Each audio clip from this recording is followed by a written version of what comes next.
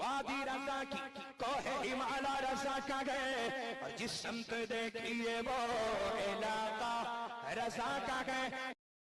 بسم اللہ الرحمن الرحیم، الحمد للہ رب العالمین،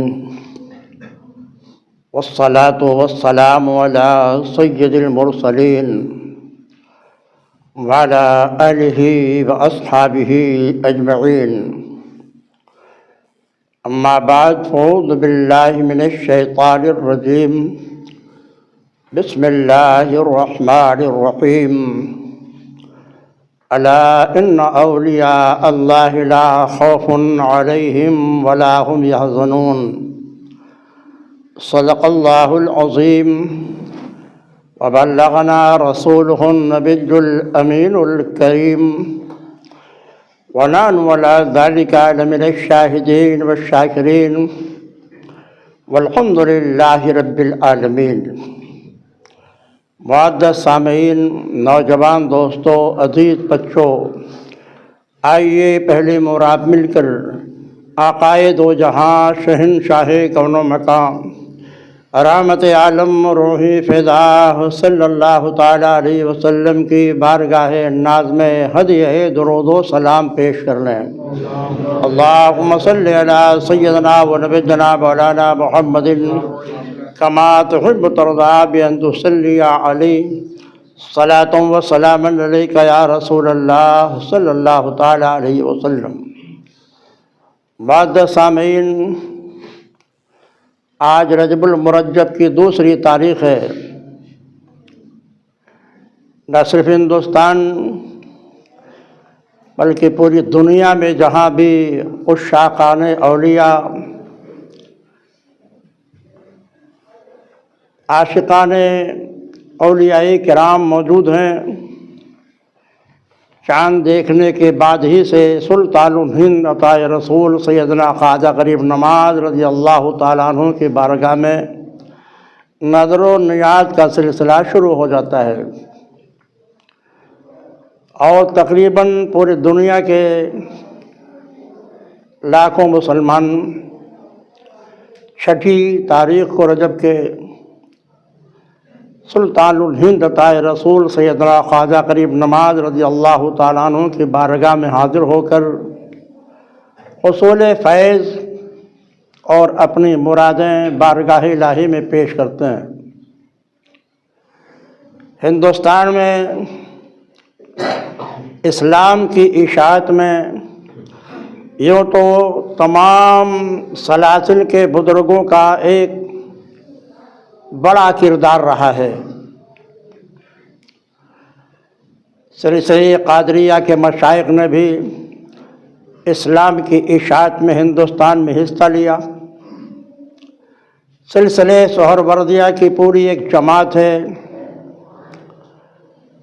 جن میں آپ کے خود شہر الہ آباد میں حضرت سیدنا شاہ شعبان الملت سیدنا شاہ تقی الدین جھوسوی، سیدنا اسماعیل قریشی، خواجہ کڑک شاہ ابدال، یہ سب سلسلے سہروردیہ کے مشائخ طریقت ہیں، جنہوں نے اشاعت اسلام میں ہندوستان میں زبردست حصہ لیا۔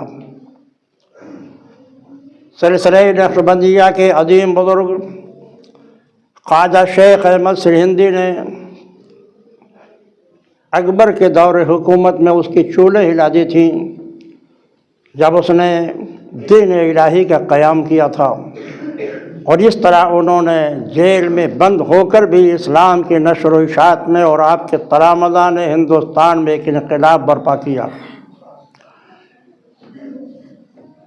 چاہے سلسلہ سہروردیہ ہو، چاہے نقشبندیہ ہو، چاہے سلسلہ قادریہ ہو، ان تمام سلاسل کے مشائخ نے ہندوستان میں اشاعت اسلام میں حصہ لیا ہے، لیکن سلسلہ چشتیہ کے بزرگان دین کے جو دینی خدمات و اشاعت اسلام ہندوستان بھر میں پھیلے ہیں، وہ تمام سلاسل کے مقابل میں سب سے زیادہ ہے۔ حضرت سلطان الہند عطا رسول سیدنا غریب نواز رضی اللہ تعالیٰ عنہ، آپ کے خلیفہ اکبر حضرت قطب الدین بختیار کاکی، آپ کے خلیفہ بابا فرید الدین گنج شکر، آپ کے خلیفہ حضرت خواجہ نظام الدین دہلوی، خواجہ نصیر الدین دہلوی، حضرت صابر کلیری، حضرت محبوب الہی کے خلیفہ حضرت آئین ہند حضرت بابا سراج الدین شاہ مخدوم علاء الحق پنڈوی، شاہ نور محمد سیدنا مخدوم اشرف جہانگیر سمنانی، اور سیدنا شاہ حسام الحق مانک پوری، وہ مشائخ چشتیہ ہیں جنہوں نے دن اور رات اسلام کی اشاعت میں اپنے اخلاق کریمانہ اور نرم روی سے غیروں کے دلوں میں اسلام کو جاگودی کر دیا۔ یوں تو اسلام کی روشنی ہندوستان میں دور فاروقی میں مالابار اور ساحلی علاقوں میں آ چکی تھی۔ اسلامی بادشاہوں نے بھی کچھ کام کیا، مگر چند ہی شہنشاہ ایسے تھے جنہوں نے اشاعت اسلام پر توجہ دی اور بقیہ جنگوں میں اپنا وقت صرف کرتے رہے۔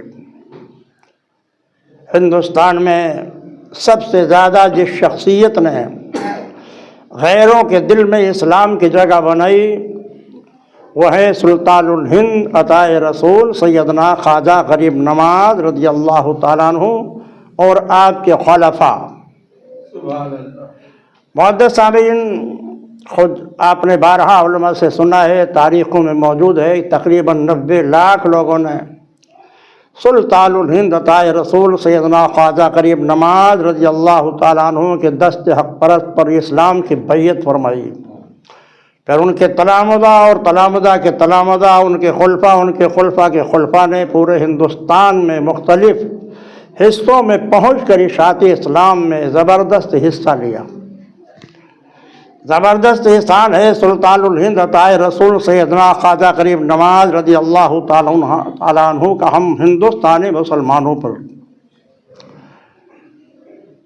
آپ نجیب الطرفین سادات میں سے ہیں، حسنی حسینی سید ہیں۔ معین الدین حسن آپ کا نام ہے۔ آپ کے والد کا نام سید غیاث الدین حسن ہے۔ آپ کی والدہ زہد و تقویٰ کی بے مثال زندگی گزارنے والی ام الورا بی بی ماہ نور ہیں۔ مختصر سلسلے نسب ان کا آپ یاد کر لیں۔ خواجہ غریب نواز کا نام پاک معین الدین حسن، والد کا نام سید غیاث الدین حسن، والدہ کا نام بی بی ام الورا ماہ نور۔ سیستان فارسی میں کہا جاتا ہے اور اسی کو سجستان عربی میں کہا جاتا ہے۔ سیستان یا سجستان کا ایک علاقہ تھا، سجس کے نام سے مشہور تھا، ایک قصبہ تھا۔ 530 یا 36 یا 37 ہجری میں سجس قصبے میں آپ پیدا ہوئے۔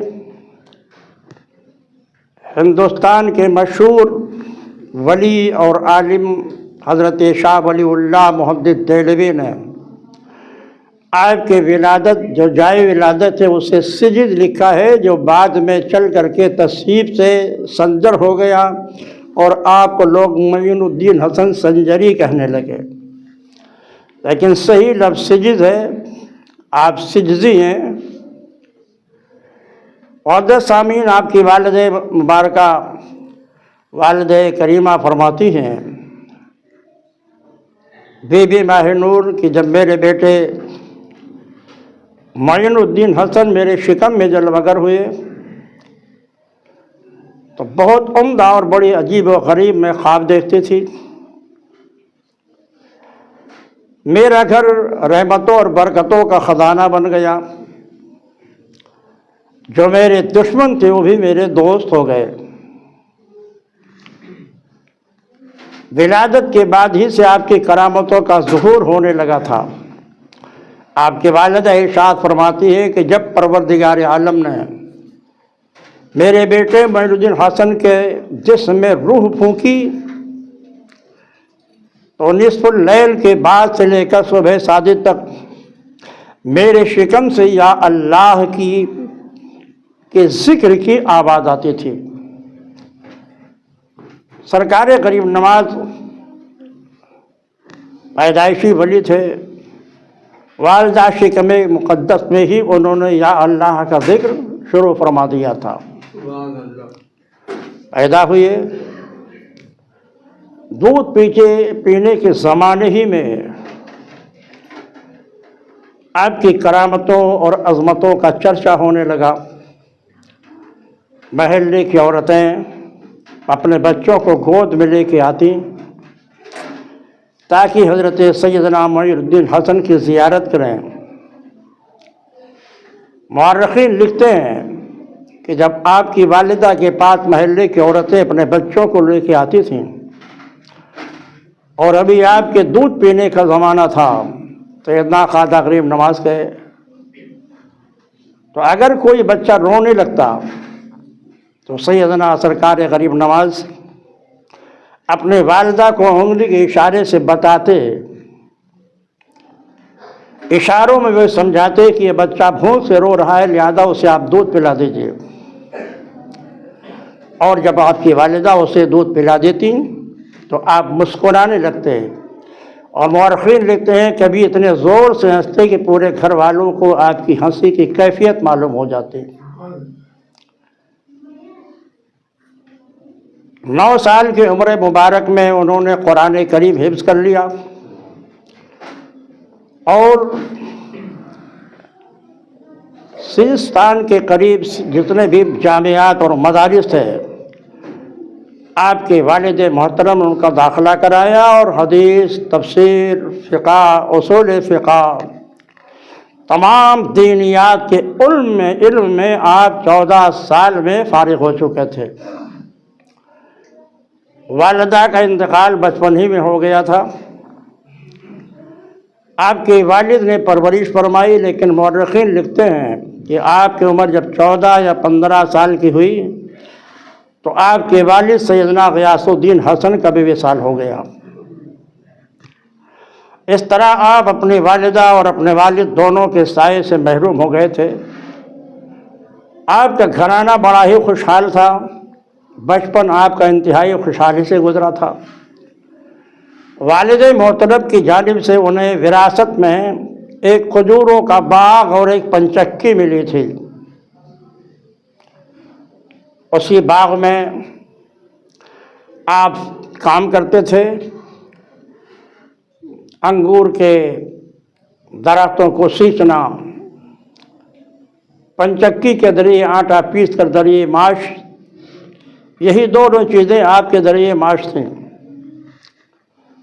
ایک دن اپنے انگوروں کے باغ میں یہ کام کر رہے تھے، درختوں کو سینچ رہے تھے۔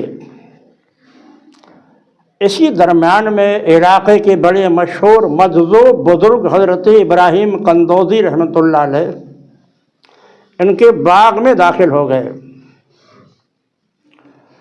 چونکہ یہ گھرانہ ہمیشہ درویشوں کی بڑی قدر و عظمت کرتا تھا، پیش آتا تھا، اس لیے آپ نے بڑے ہی احترام کے ساتھ حضرت ابراہیم قندوزی کو ایک سائے دار درخت کے نیچے بٹھایا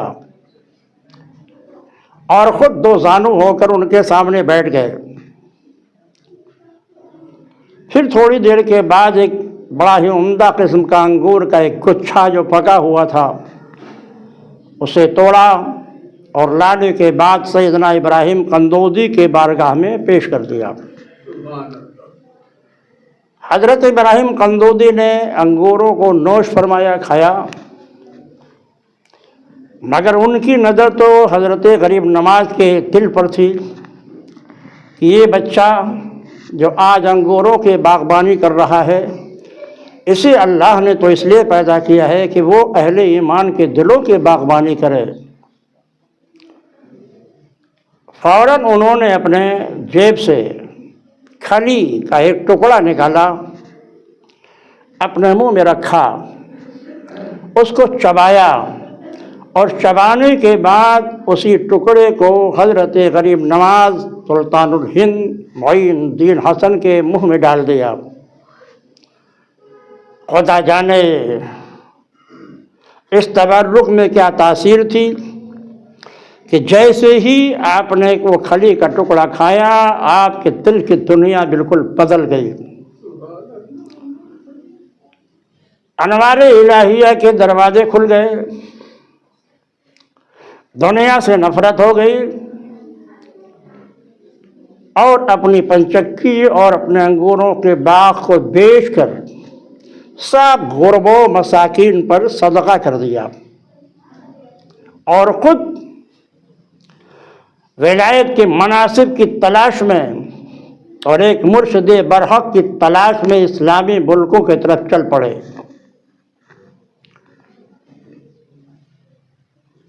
آپ بے شمار خانقاہوں میں تشریف لے گئے، بڑے بڑے اکابر اولیاء سے آپ کی ملاقات ہوئی۔ اسی درمیان میں وہ سفر کرتے ہوئے بغداد مقدس پہنچے۔ انسان کے 3 عمر ہوتی ہے، ایک ہے بچپن، ایک ہے جوانی، ایک ہے بڑھاپا۔ اس کو 3 سن کہا جاتا ہے، یعنی 3 دور انسانوں پہ گزرتا ہے، ایک بچپن کا زمانہ، ایک جوانی کا زمانہ اور ایک بڑھاپے کا زمانہ۔ سیدنا خواجہ غریب نواز رضی اللہ تعالیٰ عنہ جب بغداد مقدس پہنچے تھے تو یہ حضرت سیدنا سرکار غوث اعظم رضی اللہ تعالیٰ عنہ کی آخری عمر تھی، یعنی 3 سن تھا۔ آپ کے بڑھاپے کا دور تھا اور سیدنا خواجہ غریب نواز کے جوانی کا دور تھا۔ جب یہ بغداد پہنچے تو سیدنا سرکار غوث اعظم رضی اللہ تعالیٰ عنہ نے اپنے خادم خاص سے فرمایا کہ میرے خالہ زاد بھائی معین الدین حسن تشریف لا رہے ہیں۔ آپ کو رشتہ بھی سمجھ میں آ گیا ہوگا کہ حضرت غوث اعظم اور سرکار غریب نواز ایک دوسرے کے خالہ زاد بھائی بھی تھے۔ تو حضرت سیدنا سرکار غوث اعظم رضی اللہ تعالیٰ عنہ نے اپنے خادم خاص سے ارشاد فرمایا کہ میرے خالہ زاد بھائی سید معین الدین حسن تشریف لا رہے ہیں، ان کے ٹھہرنے کا انتظام میرے خاص حجرے میں کیا جائے، خاص حجرہ سرکار غوث اعظم کا، اسی میں آپ کے ٹھہرنے کا انتظام کیا گیا۔ کتنی دنوں تک وہاں رہے تو 13 کتابوں میں 3 طرح کی روایتیں ملتی ہیں۔ 3 روز تک آپ نے سرکار غوث اعظم کے حجرے میں قیام فرمایا، 40 روز تک کے قیام فرمایا، 6 مہینے تک قیام فرمایا۔ یہ تینوں اقوال کتابوں میں ملتے ہیں، واللہ اعلم بالصواب۔ جب آپ کے رخصت کرنے کا وقت آیا تو سیدنا سرکار غوث اعظم رضی اللہ تعالیٰ عنہ نے حضرت سیدنا معین الدین چشتی رضی اللہ تعالیٰ عنہ کو اپنے گلے سے لگایا، اور گلے سے لگانے کے بعد آپ نے ان کو اسم اعظم کی تعلیم دی۔ اسم اعظم کی تعلیم دینے کے بعد ارشاد فرماتے ہیں کہ معین الدین حسن، مجھے معلوم ہو گیا ہے کہ تمہارا حصہ کہاں ہے، تم خود تلاش کرتے ہوئے وہاں پہنچ جاؤ گے جہاں تمہارا حصہ ہے، اور اب جب آؤ گے بغداد تو میری تم سے ملاقات نہیں ہوگی۔ حضرت سیدنا خواجہ معین الدین چشتی سرکار بغداد کی بارگاہ سے اجازت لینے کے بعد اسم اعظم کی تعلیم حاصل کرنے کے بعد نکلتے ہیں تو بغداد مقدس اس کے قرب و جوار میں بہت ساری بڑی مشہور خانقاہیں تھیں۔ ان خانقاہوں میں اکابر اولیاء کرام کی بارگاہ میں انہوں نے حاضری دی، لیکن جس بزرگ کے بارگاہ میں جاتے وہ یہی کہتا کہ تمہارا حصہ ہمارے ہاں نہیں ہے، جہاں تمہارا حصہ ہے تم وہاں پہنچ جاؤ گے۔ تمام خانقاہوں میں حاضری کے بعد بغداد مقدس کے باہر قصبہ ہارون تھا، جہاں پر حضرت سیدنا خواجہ عثمان ہارونی کی بڑی عظیم خانقاہ تھی۔ بڑے بڑے اکابر مشائخ ان کے خانقاہ میں موجود تھے، طریقت، معرفت و حقیقت کے منازل طے کر رہے تھے۔ حضرت سیدنا غریب نواز رضی اللہ تعالیٰ عنہ تلاش کرتے ہوئے جب قصبے ہارون پہنچے تو مورخین لکھتے ہیں کہ حضرت خواجہ عثمان ہارونی اپنے خانقاہ کے گیٹ پر تشریف لائے آپ کا استقبال کرنے کے لیے، اور جب غریب نواز کو آپ نے دیکھا تو آپ کے زبان سے جو جملے نکلے وہ یہ تھے، معین الدین حسن بہت تاخیر سے تم آئے، تمہارے انتظار میں زندہ ہوں۔ اب انہیں تعجب ہوا کہ ہماری ان سے پہلی ملاقات ہے۔ عرض کیا حضور کیا مجھے پہچانتے ہیں؟ آپ کے زبان مقدس سے جملہ نکلا، ہندوستان کے بادشاہ کو کون نہیں پہچانے گا۔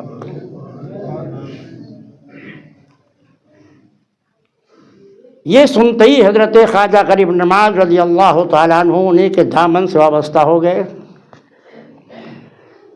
تاریخ نگار لکھتے ہیں کہ آپ نے فرمایا 2 رکعت نماز پڑھ لو۔ نماز پڑھی حضرت غریب نواز نے، نماز پڑھ کے فارغ ہوئے تو فرمایا سورہ بقرہ کی تلاوت کر لو۔ سورہ بقرہ کی تلاوت فرمائی، پھر ارشاد فرمایا 61 بار سبحان اللہ کا ورد کر لو۔ 61 بار سبحان اللہ کا ورد فرمایا۔ پھر اکابر علماء و مشائخ اور بزرگوں کی موجودگی میں حضرت سیدنا خواجہ غریب نواز رضی اللہ تعالیٰ عنہ کو آپ نے مرید بنایا، اور حلقہ ارادت میں داخل کرتے ہوئے بہت سارے تبرکات جو آپ کے مشائخ سے آپ کو ملے تھے وہ حضرت سیدنا خواجہ غریب نواز کے حوالے فرمایا، اور ارشاد فرمایا کہ ہمارے سلسلے چشتیہ میں صرف ایک دن ایک رات کا مجاہدہ ہے، اس لیے فلاں کمرے میں جاؤ، اور اوراد و وظائف کی تلقین فرمائی، فرمایا کہ یہ مجاہدہ کر لو۔ 24 گھنٹہ مجاہدہ کرنے کے بعد جب دوسرے دن حاضر ہوئے تو آپ نے فرمایا کہ 1000 مرتبہ قل هو اللہ شریف پڑھ لو۔ 1000 بار قل هو اللہ شریف پڑھا۔ پھر آپ نے دونوں انگلیوں کو آسمان کی طرف ایسے اٹھایا اور فرمایا کہ ان کے درمیان دیکھو کہاں تک تمہیں نظر آ رہا ہے۔ جب آپ نے نظر ڈالی تو عرض کیا حضور میں عرش الہی کو اپنے نظروں کے سامنے دیکھ رہا ہوں۔ پھر آپ نے انگلیوں کو نیچے جھکایا اور فرمایا نیچے دیکھو، تو عرض کیا حضور میں تحت الثری کو دیکھ رہا ہوں۔ فرمایا بیٹھ جاؤ، پھر 1000 مرتبہ قل هو اللہ شریف پڑھو۔ 1000 بار قل هو اللہ شریف پڑھا انہوں نے۔ پھر آپ نے انگلیوں کو اٹھایا، فرمایا اب دیکھو کہاں تک نظر آ رہا ہے، تو عرض کیا حضور حجاب عظمت میرے نظروں کے سامنے ہے۔ جب نیچے فرمایا تو عرض کیا کہ اب کہاں دیکھ رہے ہو، تو کہا حضور 18000 عالم میرے نظروں کے سامنے ہے۔ اب آپ نے فرمایا تمہارا کام ہو گیا، میں نے تمہیں اللہ تک پہنچا دیا۔ پھر ہاتھوں کو دعا کے واسطے اٹھایا، فرمایا اے رب العالمین جو میرا کام تھا میں نے کر دیا، اب معین الدین حسن کو تو اپنی بارگاہ میں قبول فرما لے۔ پھر آپ نے ارشاد فرمایا کہ وہ سامنے جو ایک اینٹ رکھی ہوئی ہے جاؤ دیکھو، اس کے نیچے جو کچھ ملے اسے اٹھا لاؤ۔ انہوں نے اینٹ ہٹائی تو دیکھا اس میں سونے کے کچھ سکے پڑے ہوئے تھے۔ فرمایا اب اسے لے لو اور جا کر باہر خانقاہ میں جو غرب و مساکین بیٹھے ہوئے ہیں انہیں تقسیم کر دو۔ معزز سامعین، اس کے بعد آپ نے ارشاد فرمایا کہ کچھ دین ہمارے یہاں قیام کرو۔ تاریخ بتاتی ہے کہ پھر آپ نے 20 سال تک اپنے پیر و مرشد کی اس طرح خدمت کی ہے کہ وہ یہاں بھی جاتے تھے، جس ملک کی سیر کرتے تھے، جس ولی سے ملاقات کے لیے جاتے تھے تو حضرت خواجہ عثمان ہارونی کا بستر اور ان کا ساد و سامان سب غریب نواز رضی اللہ تعالیٰ عنہ اپنے سر پر لاد کر، اپنے کندھوں پہ لاد کر گھومتے رہتے تھے۔ انشاءاللہ پھر کبھی اس کے بعد کے واقعات بیان ہوں گے۔ نماز کا وقت ہونے والا ہے، جن حضرات کی سنتیں باقی